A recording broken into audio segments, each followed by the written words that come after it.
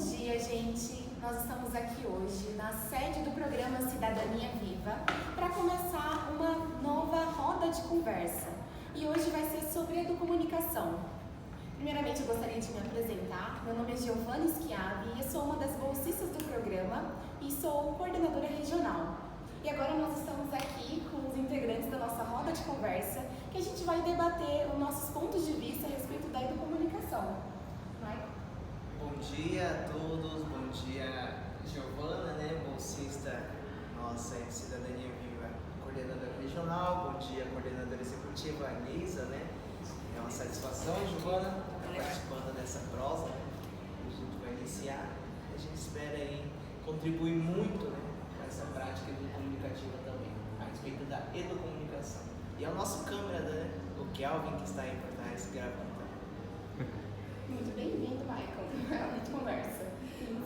Bom dia a todos, estou aqui, estou como coordenadora executiva dessa política pública, o programa Cidadania Viva aqui em Mato Grosso do Sul. E é um prazer estar aqui com os jovens, com a Giovana como mediadora, Giovana Schiavi, nossa bolsista, coordenadora regional, com o nosso bolsista, coordenador geral, esse indígena terena, o Michael Alves, e aí com o Kelvin também, Kelvin? Sendo o nosso protagonista aí com a câmera aí, com o celular. E vamos hoje fazer uma bela de uma discussão importante, já que a educomunicação é a base, do programa Cidadania Viva, e ver o que a gente pode alcançar, quais são os desafios também que passamos e o que nós entendemos por educomunicação. Exatamente.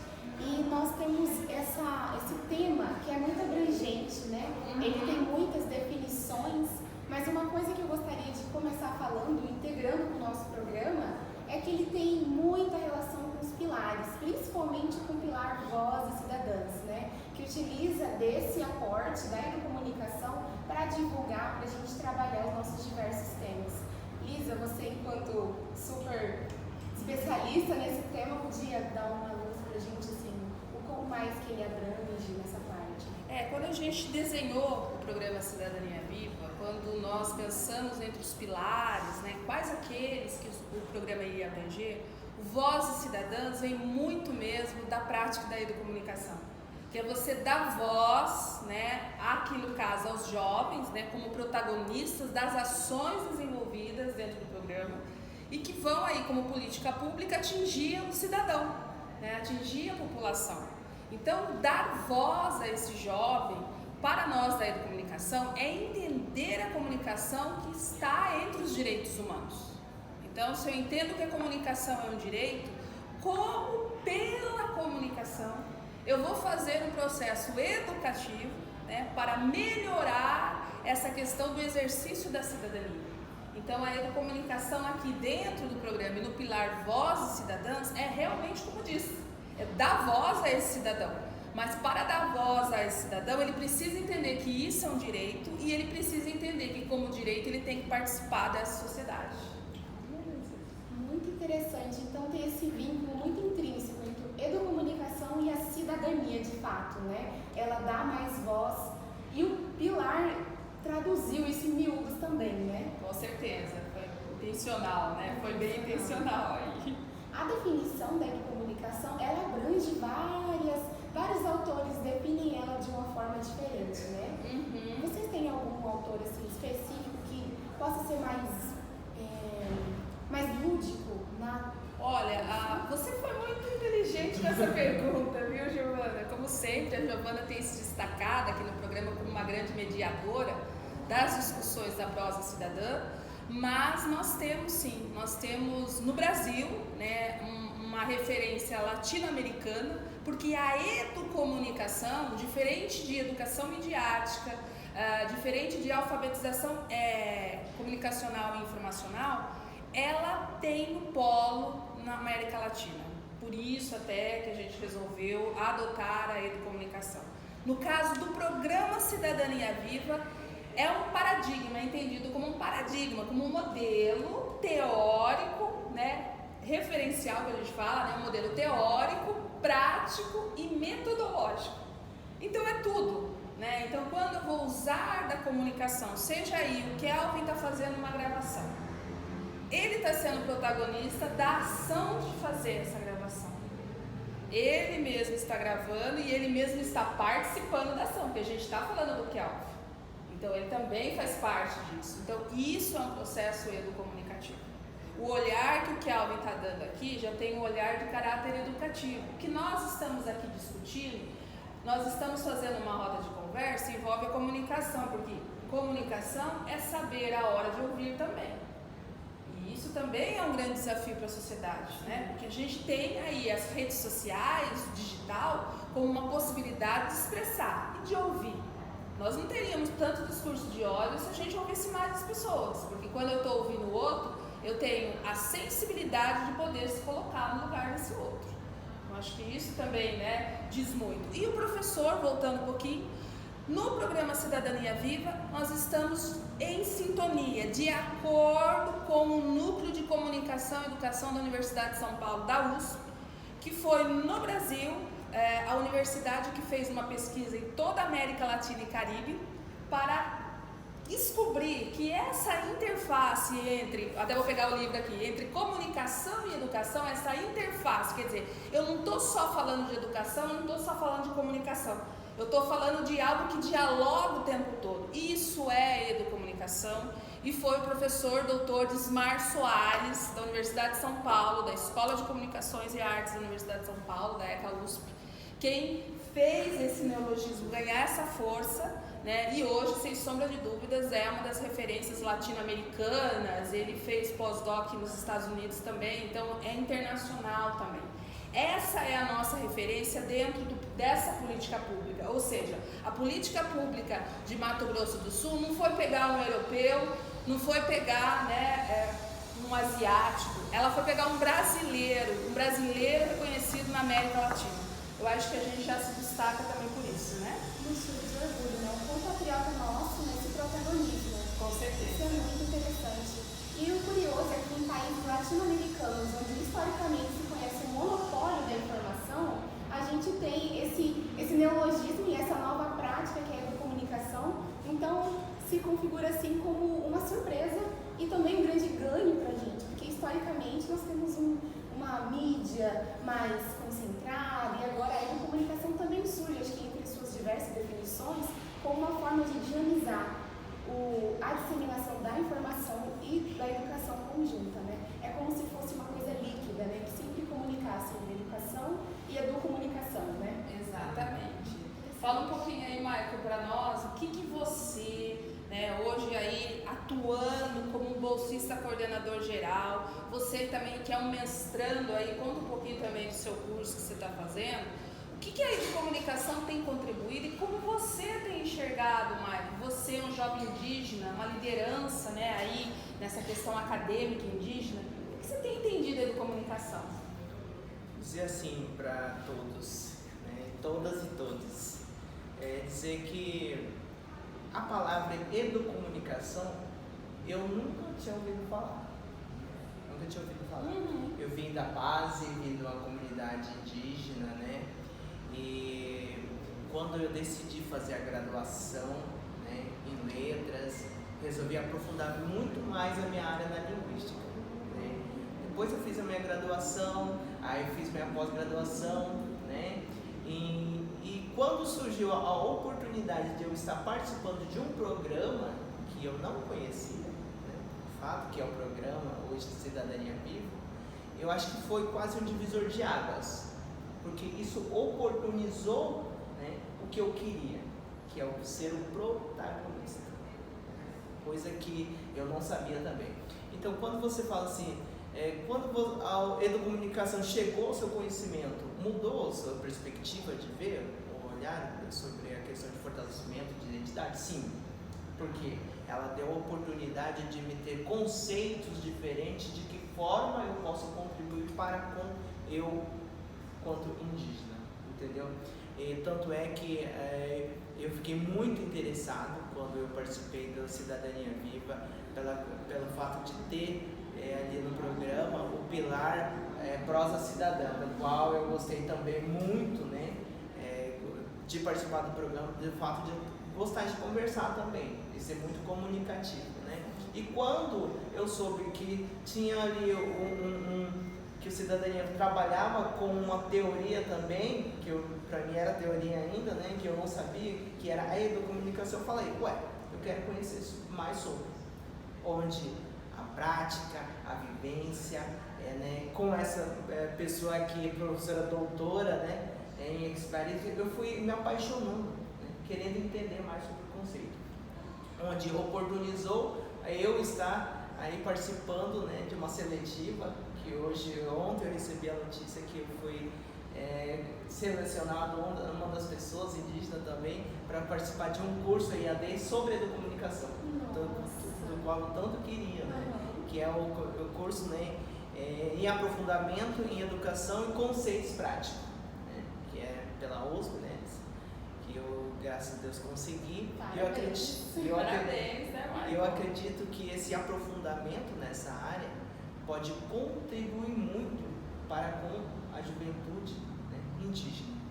Eu sempre comentei com a Alice, eu falei, eu quero muito levar esse conceito, essa prática, né, para as comunidades base. O que é base? As aldeias. Levar a importância disso. Como isso pode contribuir para com eu, né, eu, quanto indígena, seja protagonista.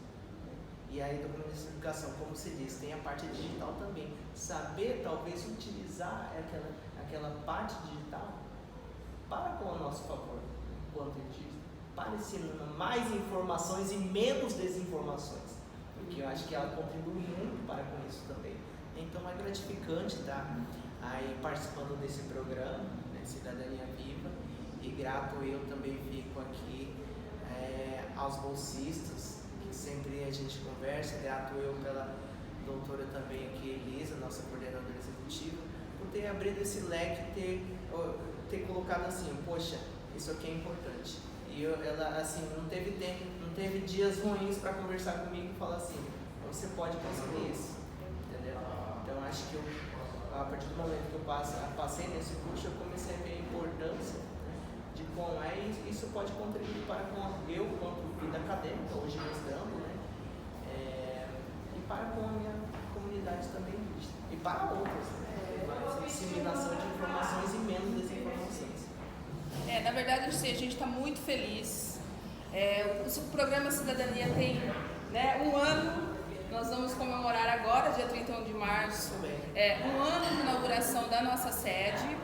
E eu estou muito feliz, né, enquanto estou como coordenador executivo, em dizer que o Michael é o segundo, né? Nós tivemos, é o segundo jovem do programa Cidadania Viva selecionado pela Associação Brasileira, né, de Pesquisadores e Profissionais em Educomunicação, a BEPCOM, e mais do que tudo, pelo Núcleo de Comunicação e Educação da Universidade de São Paulo, da USP, que é um núcleo que fez toda a pesquisa em mais de 100 países aí, que deu a origem, né, a esse neologismo que é a educomunicação, e é o mesmo núcleo que está falando assim, vamos dar uma chance para o Michael?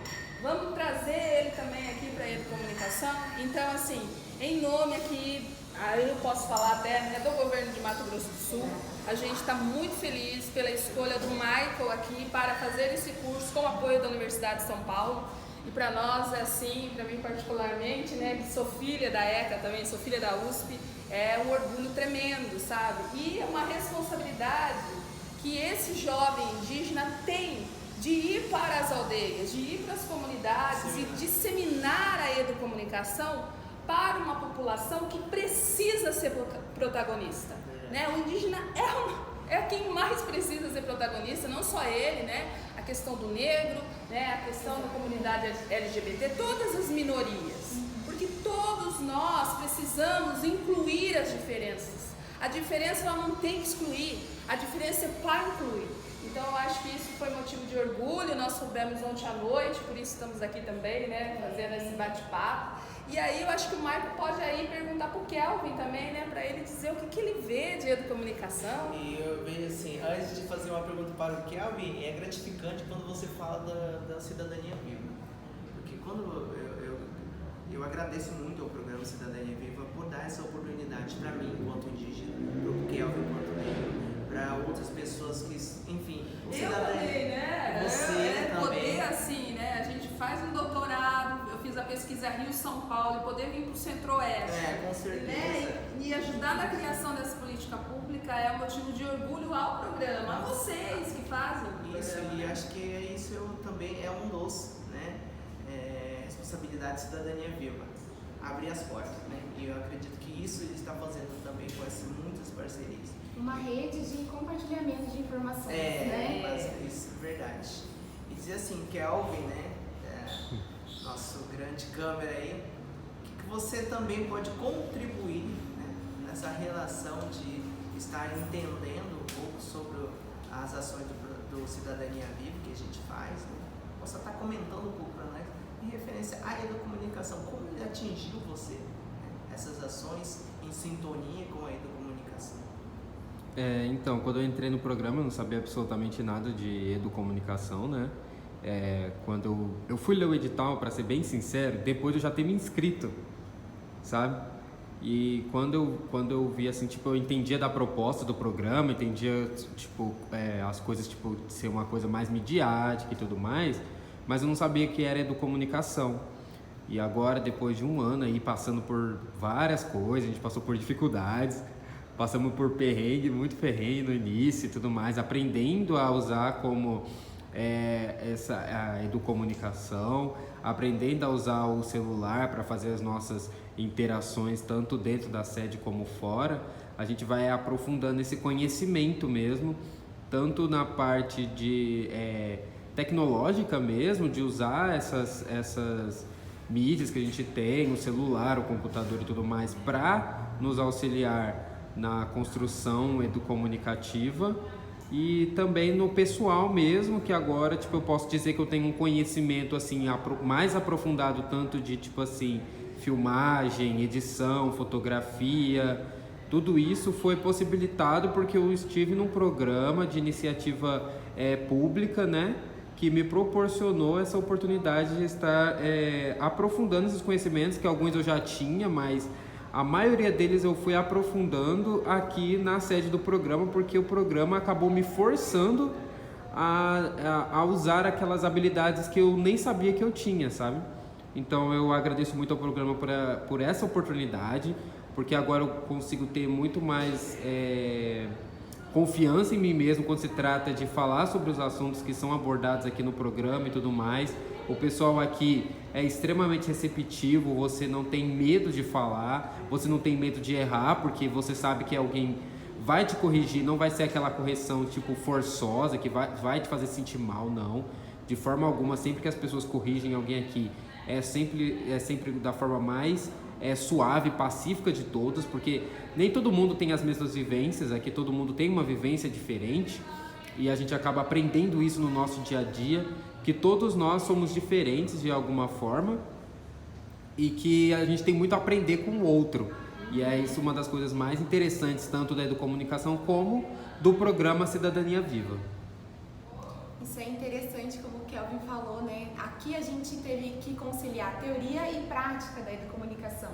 A educomunicação é uma das coisas que você aprende também fazendo, né? Isso tem essa integração muito com a prática, que a gente teve a oportunidade de desenvolver no programa. Agora, enquanto um vai começar ainda mais no ramo, se aprofundar, e a Lisa, né, super consciente e que tem aquela compreensão ampla do termo, podem auxiliar cada vez mais para a nossa formação. Então eu também me enquadro nisso. No começo eu tive que entender do conceito o que era, mas na prática a gente vai entendendo, vai amando e vai reconhecendo que tem que ter essa rede de compartilhamento. O Brasil tem que saber. Nós somos um país de diversidade, então cada um tem que ter sua voz. A diferença, o ouvir faz a diferença, a educomunicação se encaixa nisso, eu acredito. O falar é prata e o ouvir é ouro, né? E a educomunicação ajuda muito nisso. Essa educomunicação é amor e luta, viu, Kelvin? Dificuldade faz parte, a resistência faz parte da educomunicação, porque ela veio mesmo da população, né? Historicamente, a educomunicação comunicação na América Latina, começando lá no Uruguai, ela veio dos agricultores rurais, e a partir da análise dessa comunicação deles, né, é de uma coisa bem simples mesmo e informal. Então a educomunicação ganhou muita força depois com as ONGs, com o terceiro setor. A questão formal foi o último passo que ela conseguiu entrar.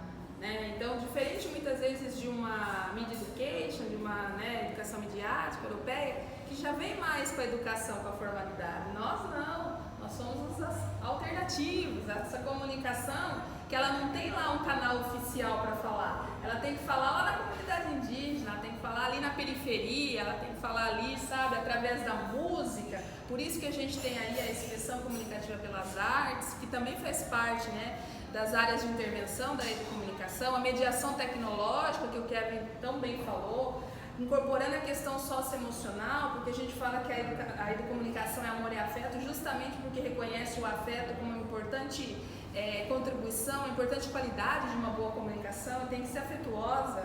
Eu não posso fazer uma, né, como o Kevin falou até, uma correção, de uma orientação para esse jovem, se eu não tenho afeto com isso. Porque ele sente isso, porque o ser humano é o principal de tudo. Eu não posso transformar essa tecnologia, humanizar a tecnologia e transformar de ser humano um objeto, objetificar o ser humano. E isso está acontecendo muito. Então, por mais que a gente precise, ninguém está negando que o digital é essencial nesse modelo de sociedade, nós não podemos perder a dimensão humana, e essa é uma coisa que a comunicação tem muita preocupação. Lá em São Paulo, por exemplo, no encontro que eu tive, né, a convite da Unesco, do YouTube, representando esse programa Cidadania Viva, lembrando aqui que a Giovana é uma estudante de medicina, tem o Educom Saúde há 4 anos já no governo do estado de São Paulo. Ou seja, a educomunicação já é usada também para os atendentes da saúde. E agora os médicos, acabei de ter uma informação ontem pelo professor da USP, que os médicos pediram help, porque os médicos querem incorporar a educomunicação, sobretudo, né, os que têm aí a área da oncologia, porque eles querem, esses médicos, como que ele pode usar a educomunicação para dar essa informação a esses pacientes e como a educomunicação pode ajudar um paciente oncológico. Ou seja, a educomunicação também é transversal, tal como diz o nosso governador Eduardo Lidl, quando fala, né, que a gente precisa realmente ter secretarias, ter pautas transversais para conseguir fazer uma boa gestão, não é verdade? É verdade. E você falou uma coisa bem importante, que ela contribui à comunicação e muito, porque ela de fato traz a humanização do ser humano, né? Então não adianta eu ter o celular e deixar eu ser objeto do celular. É a forma como que você utiliza aquela ferramenta, né, ou aquela máquina que faz você realmente fazer a transformação. Com certeza. Humanização, que, né, é o lema aqui da nossa secretaria. Aqui a Secretaria de Turismo, Esporte, Cultura e Cidadania, CETESC, que tem esse lema, né? O secretário já falou sobre isso, os secretários, da questão da humanização, porque isso é muito importante. E a educomunicação faz isso muito bem, eu acredito muito nisso. Por isso que é utilizada agora em saúde, né? Humanização em saúde também, assim, é uma das lutas e é um dos pontos que sempre tomam, e a educomunicação pode somar nesse quesito. É relativamente novo, né? Tudo que é novo passa por desafios, principalmente na área da saúde, que é um pouco mais resistente a isso, mas eu acredito que tem super para somar. Eu acredito, assim, que entrando aqui nessa área da educomunicação e aprendendo com o programa, vivendo e fazendo, acho que eu posso contribuir no futuro, para um futuro paciente, né? Com esse olhar mais humano, mais dinâmico que a educomunicação traz, né? E abrangente. Eu acho que ajuda em todas as áreas. A oncologia, assim, vai se beneficiar muito, acredito, por essa ferramenta, por esse abrangente conceito que é a educomunicação. Eu fiquei muito curiosa e, assim, extasiada quando você falou sobre o auxílio que ela pode trazer nas comunidades da base. Você pode dar uma exemplo? Sim, eu já ia comentar disso. Eu tô curiosa também, né? Disso, porque assim, como eu disse, eu não conhecia ainda a comunicação, eu pretendo me aprofundar muito mais a respeito disso, mas sabendo superficial o que a gente aprendeu no Cidadania Viva, grato à Cidadania Viva que oportunizou eu ter essa oportunidade de vivenciar essas práticas, né, essas expressões comunicativas, ela pode contribuir muito na base. Por que na base? Com jovens. Por quê? Porque eu acredito que o jovem indígena tem muitos que veem com outro olhar, que não tem potencial, que não é capaz de fazer, mas precisa de uma oportunidade. E eu acredito que como nós aqui temos muitos jovens com diversas qualidades, com diversos fazeres, lá também na base tem, só que precisam de oportunidade, né? Então a educação, acho que ela vai trazer por meio das redes, né? Saber utilizar a rede, essa ferramenta digital, o quanto ela pode contribuir para ele ser protagonista, para ele desilenciar o que ele tem de melhor, eu quanto jovem, né? Eu quanto jovem terreno da base, para desilenciar o que eu tenho de melhor e passar as informações para quem eu quiser, através das redes sociais. Eu acredito que essa prática da comunicativa pode contribuir muito, e eu estava até comentando com eles, eu pretendo muito começar isso com o jovem na escola, né? Não sei se é o ponto focal, mas eu pretendo começar esse começo. Eu acho que essa minha visão na escola seria um laboratório para você dar certo. Eu creio que muito vai dar certo. Então, seria assim, passar o conceito, depois passar a prática para ver o resultado. Mas para isso precisa de oportunidade. E eu quero levar essa oportunidade para a base. Muito interessante. A escola é onde tudo começa, né? Sim, é onde se formam os cidadãos, e um lugar melhor acho que não há para começar isso, né? Com certeza. Isso tem para somar para a base e para o Brasil como um todo, né? Com certeza. Quantos jovens que vão se beneficiar por isso? Com certeza, porque na base tem jovem que canta, que toca, que dança, né? E quando eu falo de valores, são esses valores, né? Quanto qualquer outro lugar, só que ele precisa de oportunidade, né? E essa oportunidade eu pretendo levar para a base, que são as aldeias.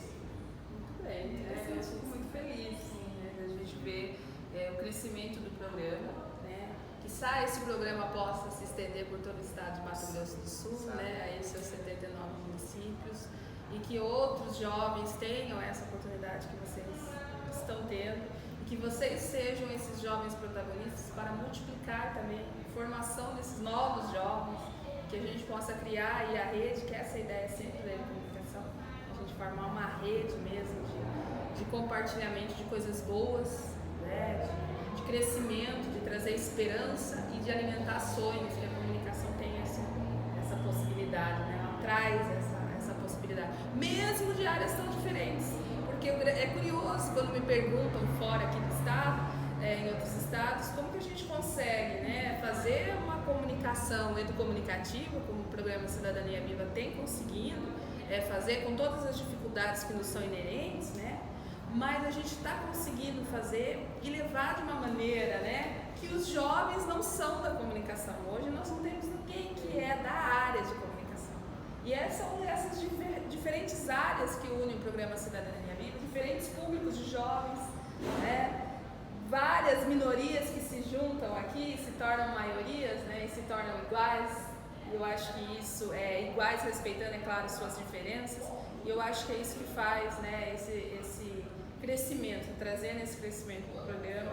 E aqui hoje, como o assunto foi essa, né, para que a gente pudesse dar essa informação dessa seleção do Maico aí, que seja aí um ótimo momento para você, Maico.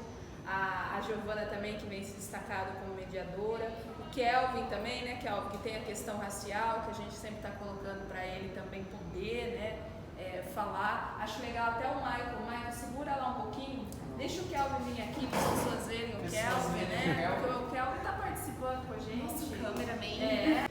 E essa experiência, né, quando você está agora aqui com a gente, integrando essa roda, o que você tem a dizer lá agora para o Michael que está fazendo aquela função?